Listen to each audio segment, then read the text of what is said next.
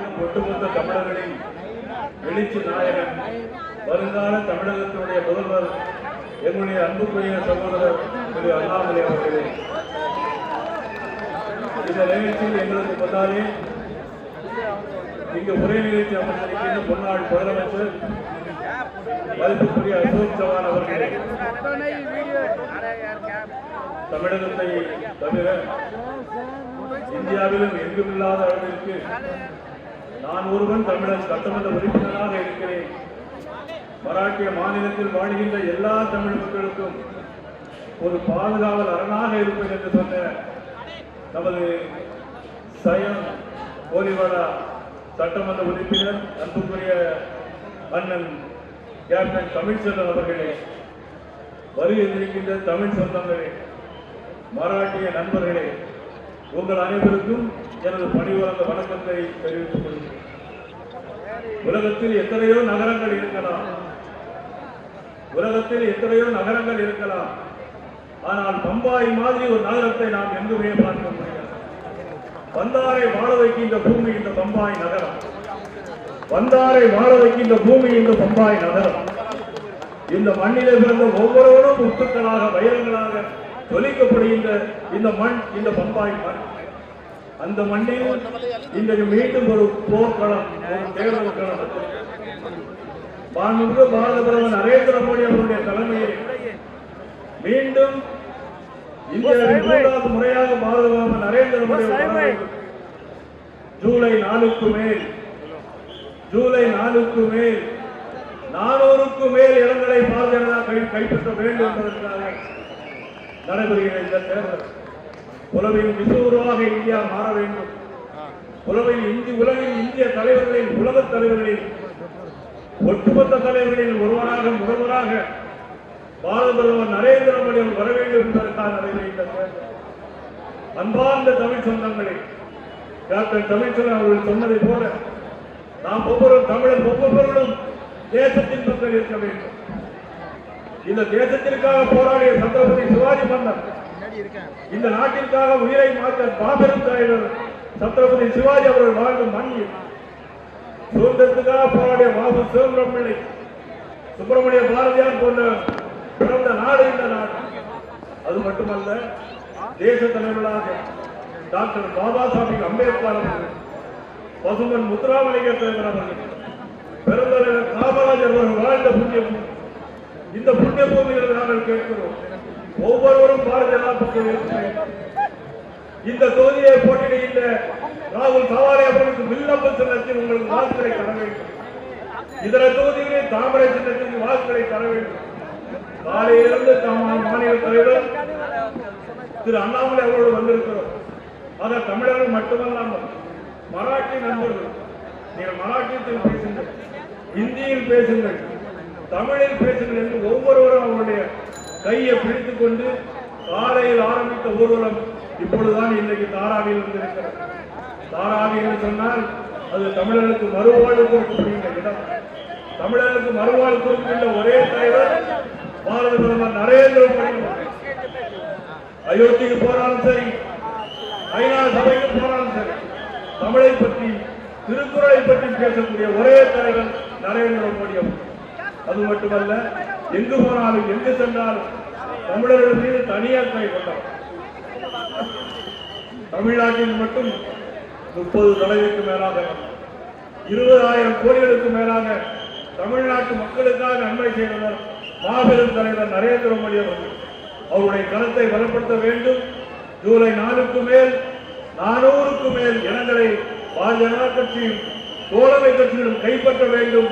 அதற்கு ஒவ்வொரு தமிழனும், இங்கு வாழ்கின்ற ஒவ்வொரு தமிழனும் தன் உயிரின் மேலான வாக்குகளை நீங்கள் வில்லப்பு சின்னத்திலும் தாமரைக்கும் தர வேண்டும் என்று அன்போடு கேட்டு, தமிழ் சொந்தங்கள் அனைவருக்கும், மராட்டிய நண்பர்கள் அனைவருக்கும் மீண்டும் ஒரு முறை எனது நன்றியும் வணக்கத்தை கூறி இன்னொரு சந்தர்ப்பத்தில் நாங்கள் சந்திக்கிறோம். நன்றி, வணக்கம்.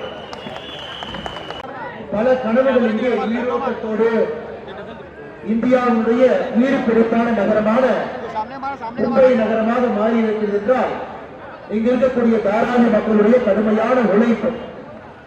இந்த ஆசிய துணை கண்டத்தில் அதிகமான குடிசை பகுதிகள் இருக்கக்கூடிய பகுதிகள். அதிகமான குடிசை பகுதிகள் மட்டுமல்ல, கடுமையாக உழைக்கக்கூடிய மக்களுடைய வியர்வையும் அதிகமாக இருக்கக்கூடிய பகுதிகள். அது மட்டுமில்லை சகோதர சகோதரிகளே, ஆயிரக்கணக்கான சிறு குறு தொழிற்சாலைகள், இங்கே லட்சக்கணக்கான மனிதர்களுக்கு வேலை வாய்ப்பு கூட இங்க இருக்கக்கூடிய தாராவி பகுதியில உருவாக்கி கொண்டிருக்கிறது.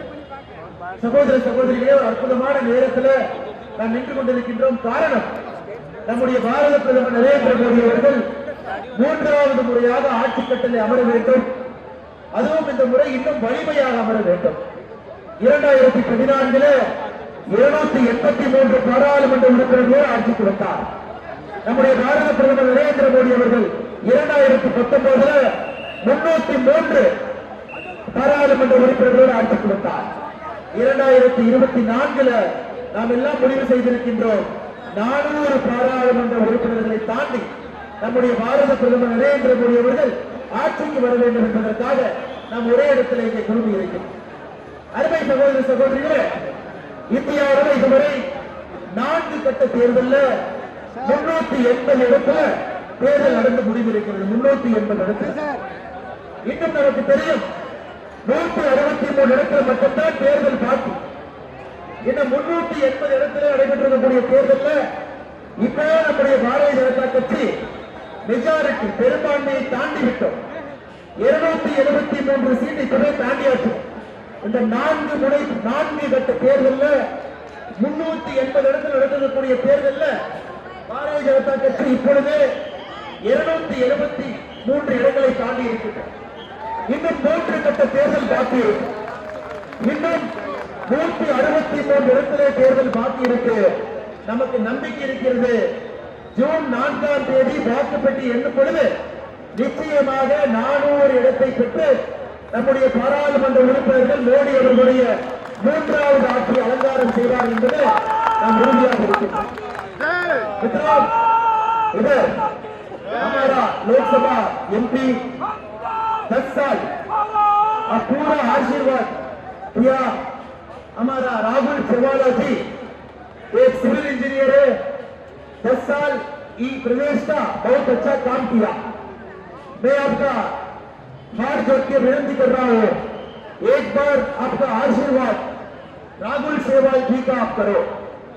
நமக்கு தெரியும், இந்த முறை மகாராஷ்டிராவை பொறுத்தவரை நம்முடைய பாரதிய ஜனதா கட்சி, சிவசேனா, நம்முடைய என்சிபி, நம்முடைய எம்என்எஸ், நம்முடைய ஆர்பி அனைவரும் இணைந்து ஒன்றாக இந்த தேர்தலை சந்திக்கின்றோம்.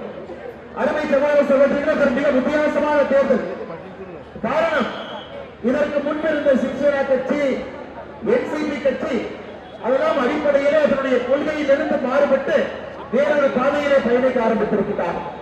உண்மையான சிவசேனாவுடைய தொண்டர்கள் தலைவர்கள், என்சிபியினுடைய தொண்டர்கள் தலைவர்கள் எல்லாம் நம்முடைய பாரத பிரதமர் நரேந்திர மோடியுடைய தரப்பை வெளிப்படுத்துவதற்காக நம்மோடு இணைந்து நாம் தேர்தலை சந்திக்கக்கூடிய முதல் தேர்தலாக இருக்கிறது.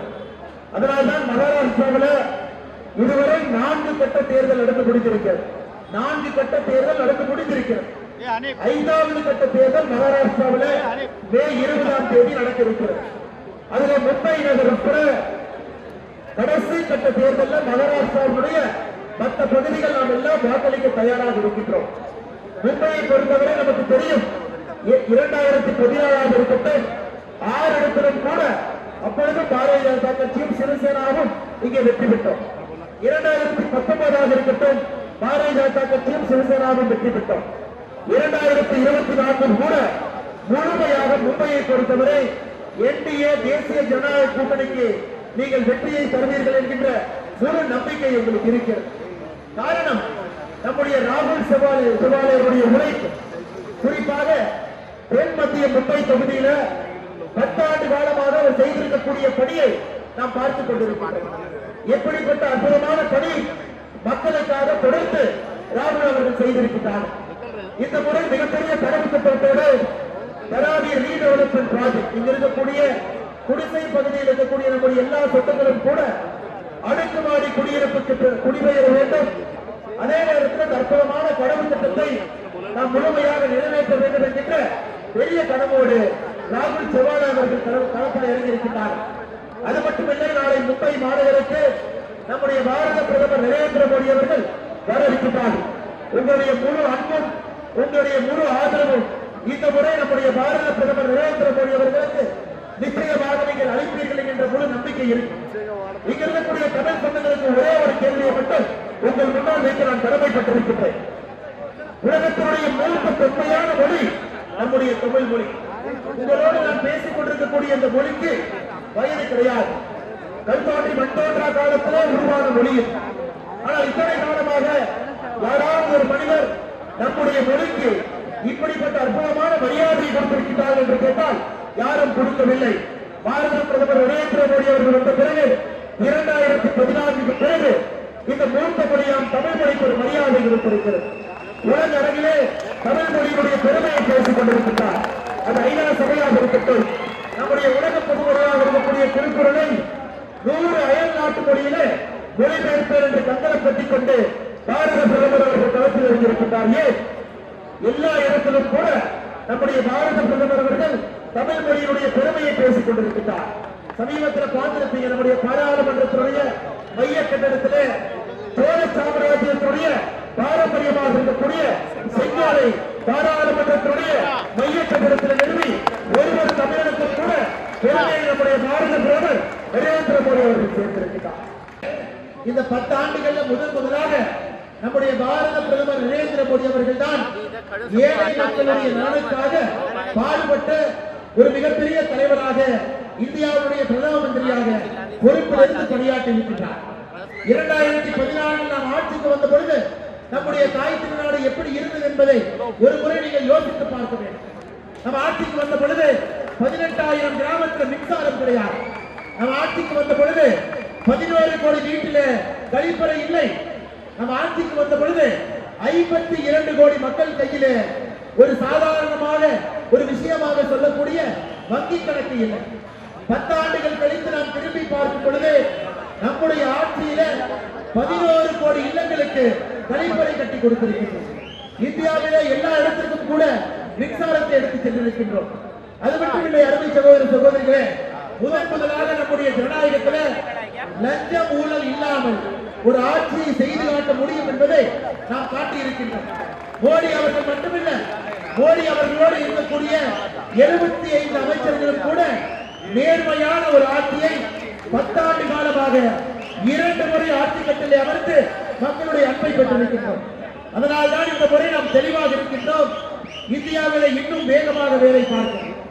அடுத்த கட்டம் இந்த நாட்டை எடுத்து செல்ல பொருளாதாரத்தில் இன்னும் 3 ஆண்டுகள்ல இந்த உலகத்தினுடைய மைய புள்ளியாக இந்தியாவை மாற்றி காட்ட, அதையெல்லாம் தாண்டி ஏழை மக்களுடைய வாழ்க்கைக்காக முழுமையாக தன்னை அர்ப்பணித்த பாரத பிரதமர் நரேந்திர மோடி அவர்கள் மற்றும் ஒரு முறை நமக்கு வேண்டும் என்பதற்காக அனைத்து இடத்திலும் கூட உற்சாகத்தோடு நாம் களத்தில் இறங்கி இருக்கின்றோம். அருமை சகோதர சகோதரி, நான் ஏற்கனவே சொன்னது போல 4 கட்ட தேர்தல் நடந்திருக்கிறது.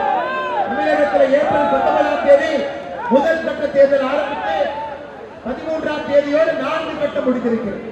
இன்னும் 3 கட்ட தேர்தல் பாக்கி இருக்கிறது. இந்த 4 கட்டத்தில் 380 லோக்சபா தேர்தல் நடத்தப்பட்டிருக்கிறது. மக்கள் வாக்களித்திருக்கின்றார்கள். நமக்கு தெரியும், இந்த 380 இடத்திலே 4 கட்ட வாக்குப்பதிவிலே பாரதிய ஜனதா கட்சி இப்பொழுதே நாம் மெஜாரிட்டியை தாண்டி விட்டோம். 273 இப்பொழுதே நாம் தாண்டி விட்டோம். இன்னும் நமக்கு 3 கட்ட தேர்தல் வாக்குப்பதிவு பாக்கி இருக்கிறது.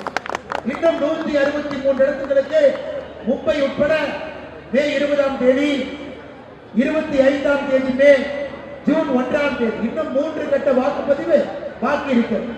இந்த 163 இடத்திலும் கூட தேர்தல் நடத்தப்படும் பொழுது நிச்சயமாக 400 இடங்களை நாம் பெறத்தான் போகின்றோம்.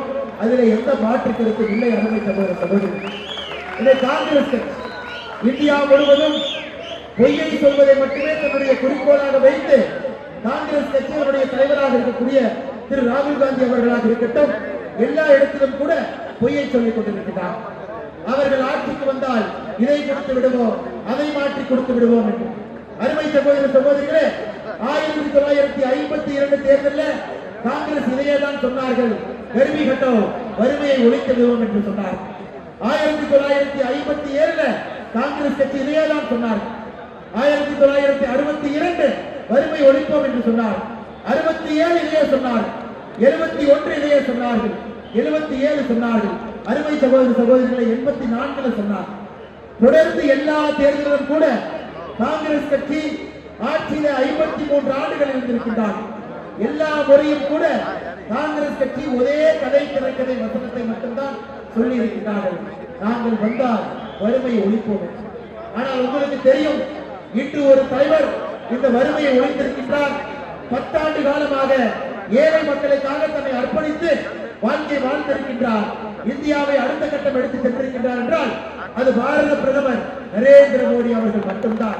10 ஆண்டு காலமாக ஏழை மக்களுக்காக நம்முடைய ஆட்சி நடந்திருக்கிறது.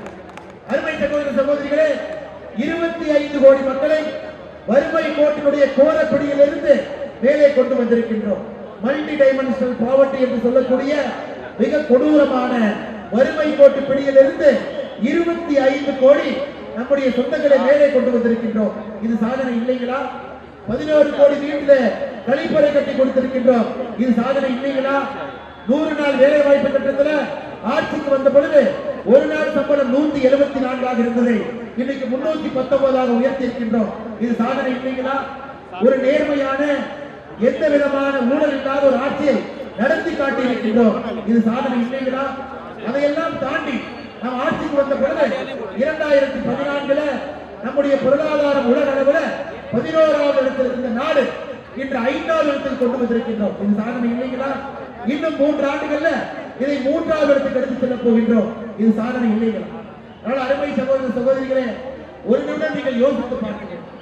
நமக்கு இன்று தேவை ஒரு நிலையான ஆட்சி. நமக்கு இன்று தேவை வலிமையான ஒரு பிரதம மந்திரி. நமக்கு இன்று தேவை ஏழை மக்களுடைய பங்காளனாக ஆட்சி செய்யக்கூடிய ஒரு பிரதமர். நமக்கு இன்று தேவை உலகளவில் இந்தியாவுடைய பெருமையை நிலைநாட்டக்கூடிய ஒரு தலைவர். இந்த 4ம் இருக்கக்கூடிய ஒரு சேர இருக்கக்கூடிய தலைவர், ஒரு சேர இருக்கக்கூடிய உலக நாடுகள் எல்லாம் திரும்பி பார்க்கக்கூடிய தலைவர் நம்முடைய பாரத பிரதமர் நரேந்திர மோடி அவர்கள் என்பதை நீங்கள் மறந்துவிடக்கூடாது அருமை சகோதரர்களே. அதனால்தான் அண்ணன் கேப்டன் தமிழ்ச்செல்வன் அவர்கள் பேசும்பொழுது ஒரு வார்த்தை சொன்னார். இந்த முறை தாராவியில் இருக்கக்கூடிய நம்முடைய தமிழ் சொந்தங்கள் எல்லாம் தேசிய ஜனநாயக கூட்டணியின் பக்கம் நாம் இருக்க வேண்டும், வாக்களிக்க வேண்டும். தமிழுக்கும் தமிழ் மொழிக்கும் பெருமை சேர்த்த நம்முடைய பாரத பிரதமர் நரேந்திர மோடி அவருடைய கருத்தை வலுப்படுத்த வேண்டும். அதையெல்லாம் தாண்டி நம்முடைய தென்மத்திய மும்பை தொகுதியிலே 3வது முறையாக அண்ணன் ராகுல் செவன் அவர்களுக்கு வில்லம்பு சின்னத்திலே நீங்கள் வாக்களித்து, பவன் நேரோ சின்னத்திலே வாக்களித்து அவரை நீங்கள் வெற்றி பெற செய்ய வேண்டும் என்று பணிவன்போடு இருக்கக்கூடிய எல்லா மக்களுக்கும் கூட கேட்டுக்கொள்கிறேன். அருமை சொந்தங்களே, எனக்கு உங்களுடைய மராட்டி மொழியிலோ ஹிந்தி மொழியிலோ அவ்வளவு சரளமாக பேசுவதற்கு வராது. இருந்தும் கூட பெரும் அன்பால் ஒரு அற்புதமான ஒரு அண்ணன் தம்பி பாசத்தோடு இங்கே எல்லோரும் வந்திருக்கிறீர்கள்.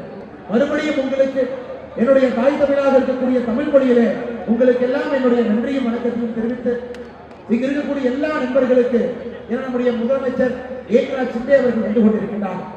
அண்ணன் தமிழ்ச்செல்வன் சொல்லிட்டாங்க, அவர் வர்ற வரைக்கும் நீ பேசணும், அது வரைக்கும் வைத்து வைக்கக்கூடாது. முதலமைச்சர் அவர்கள் வரும் வரை நீ பேசிக்கொண்டே இருக்க வேண்டும் என்று அண்ணன் தமிழ்ச்செல்வன் அவர்கள் சொல்லியிருக்கிறார்.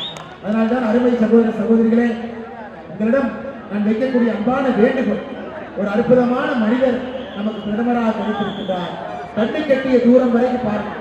இந்த பிரதமர் நாற்காலிக்கு தகுதியான எந்த ஒரு தலைவரும் கண்ணு கட்டிய தூரம் வரை இல்லை.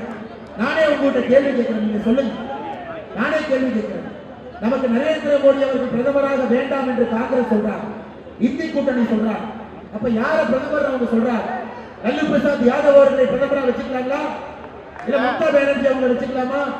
இல்ல எம்.கே. ஸ்டாலின் அவர்களை வச்சுக்கலாங்களா? இல்ல பரூக் அப்துல்லா அவங்களை வச்சுக்கலாமா? இல்ல உத்தவ் தாக்கரே அவங்களை வச்சுக்கலாமா? இல்ல ராகுல் காந்தி அவங்களை வச்சுக்கலாம்? யார் அந்த பிரதமர் நாற்காலிக்கு தகுதியில்லாத தலைவர்? யாருமே அந்த நாற்காலிக்கு கொஞ்சம் கூட பொருத்தமில்லாத தலைவர்கள் இந்தி கூட்டணியில் இருக்கின்றார். அருமை சகோதர சகோதரிகளே, முக்கியமான தேர்தல் மும்பையில் எப்படி 10 ஆண்டு காலமாக தொடர்ந்து நீங்கள் தேசிய ஜனநாயக கூட்டணியின் பக்கம், பாரதிய ஜனதா கட்சியின் பக்கம், சிவசேனையின் பக்கம் நின்றீர்களோ, இந்த முறையும் நீங்கள் அதுபோல் இருக்க வேண்டும் என்று அன்போடு சொல்லி, இங்கே நம்முடைய தென்மத்திய மும்பை தொகுதியில ராமருடைய வில்லம்பு சின்னத்தில் நம்முடைய ராகுல் செவாலே அவர்களுக்கு நீங்கள் எல்லாம் வாக்களிக்க வேண்டும் என்று அன்போடு என்னுடைய இருதரம் கூட்டி உங்களுக்கு எல்லாம் வேண்டுகோள் வைத்து அவரை நீங்கள் வெற்றி பெற செய்து பாராளுமன்றத்திற்கு அனுப்பி வைக்க வேண்டும். அதிகமாக படித்தவர், 10 ஆண்டு காலமாக உங்களுடைய பாராளுமன்ற உறுப்பினராக பேசி முடிக்கணும். சிஎம் அதனால் 10 ஆண்டு காலமாக இந்த பகுதியினுடைய பாராளுமன்ற உறுப்பினராக இருப்பவர், அவருக்கு நீங்கள் மறுபடியும் ஒரு முறை நீங்கள் வாக்களிக்க வேண்டும் என்று அன்போடு சொல்லி, இங்கு இருக்கக்கூடிய எல்லா நம்முடைய தமிழ் சொந்தங்களுக்கு மறுபடியும் என்னுடைய நன்றி இழந்த வாழ்த்துக்களை வணக்கங்களை தெரிவித்து, பத்திரிகை நண்பர்களுக்கும் வாக்குகளை வணக்கங்களை தெரிவித்து, அண்ணன் கேப்டன் தமிழ்ச்செல்வன் அவர்களுக்கு மறுபடியும் நெஞ்சார்ந்த நன்றிகளை தெரிவித்து, I pay my respectful greetings to all my friends who are assembled here. I am very sorry I am not able to speak in Marathi, neither in Hindi. I am not very fluent in both the languages, but still the spirit of being a Bharatiya, the spirit of being our brothers and sisters, we are connected by that. I request all of you to give our full support to our Rahul Chevalaji in the bow and arrow symbol and to help him to elect with a record majority. I also pay my respects and greetings to all the press people who are assembled here. Thank you so much. எல்லோருக்கும் என்னுடைய வணக்கத்தை தெரிவித்துக் கொள்கிறோம். நம்முடைய வெற்றி வேட்பாளர் ராகுல் செவலா இருக்கிறாங்க, வில்லம்பு சின்னத்தில் இருக்கிறாங்க. 2வது பட்டனை மறந்து விடாதீர்கள், அது வெற்றியினுடைய பட்டன். 2வது பட்டனை மறக்காம நீங்க அமர்த்தி அவரை வெற்றி பெற செய்ய வேண்டும் என்று பணிவன்போடு கேட்டுக்கொள்கின்றோம். எல்லோருக்கும் மறுபடியும் என்னுடைய நன்றிகளை தெரிவித்துக் கொள்கிறேன். महायुतीचे कार्यकर्ते या ठिकाणी स्वागत करत, कृपया जोरदार तालियों के साथ वापस एक बार हमारे नेताओं का अभिनंदन करें, स्वागत करें. அண்ணன் நிறைய சொன்னாங்க, பாரத பிரதமர் தமிழ் மொழிக்கு என்ன பணியாற்றி இருக்காங்க. தமிழ்நாட்டில் திருவள்ளுவரோட பாடம் இருக்கா இல்லையோ, குஜராத்தில் கொண்டு வந்திருக்காரு பாரத பிரதமர் நரேந்திர மோடி திருக்குறளை. அண்ணன் சொன்னாரு, ஒவ்வொரு இடத்துலயும் நம்ம எல்லாம் சமாஜ் மந்திர் ஆள் பாக்குறோம்ல, சமாஜ் மந்திர் ஆள் லைப்ரரி திருவள்ளுவர் பேர்ல இந்தியா மட்டும் இல்ல உலகம் முழுக்க தொடங்கணும்னு சொல்லி பாரத பிரதமர் நரேந்திர மோடி சொல்லியிருக்காங்க. தமிழ் மொழிக்கு பாசமும் தமிழ் மொழிக்கு பாராட்டும். ஒவ்வொரு வாரமும் நீங்க ஒவ்வொரு மாச கடைசியில மன் கி பாத்ல நீங்க பாத்தீங்கன்னா தமிழ்நாட்டை பத்தி பாரத பிரதமர் பேசாத மன் கி பாத்தே கிடையாது. முக்கியமந்திரி தேவேந்திர பட்னாவிஸ் சார் எங்க படிச்சாருன்னு உங்களுக்கு தெரியுமா? நாக்பூர்ல உள்ள தமிழ் ஸ்கூல்ல தான் அவருடைய ஆரம்ப பாடமே இருந்தது. ஆகவேதான் தமிழ் மக்களுடைய பாசத்தால இங்க ஒரு தமிழ்காரா இருக்கான், அவன் எம்எல்ஏ சீட் கொடுத்தா ஜெயிச்சிருவான், அவன் தமிழ் மக்களுக்காக பணியாற்றுவான் என்று கூறி எனக்கு 2 முறை டிக்கெட் கொடுத்தது தேவேந்திர பட்னாவிஸ் சார்.